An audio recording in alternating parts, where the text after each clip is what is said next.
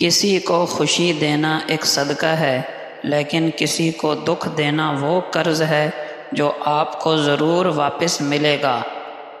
دین کا مقصد تعویذ، حلوے اور دربار دھمال نہیں، بلکہ دین کا مقصد ہے لوگوں سے غیر اللہ کا تصور نکال کر ایک رب کی طرف بلانا۔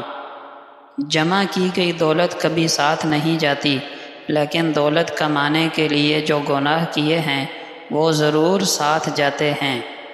سخت الفاظ بولتے وقت انسان کو یہ یاد نہیں رہتا کہ سننے والے کو وہ الفاظ کب تک یاد رہیں گے۔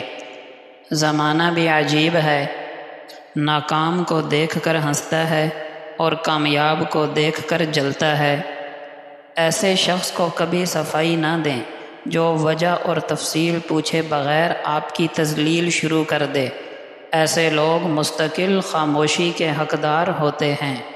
اللہ جل شانہ کا فرمان ہے، اور جو کوئی اللہ کے دین کی مدد کرے گا اللہ اس کی مدد ضرور کرے گا۔ بلا شبہ اللہ زبردست، زور آور، عزت والا اور غالب ہے۔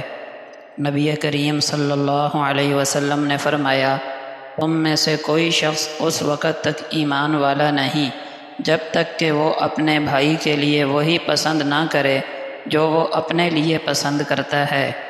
نبی کریم صلی اللہ علیہ وسلم نے فرمایا، آدمی اللہ کے ذکر سے بڑھ کر ایسا کوئی عمل نہیں کرتا جو اسے عذاب الہی سے نجات دلانے والا ہو۔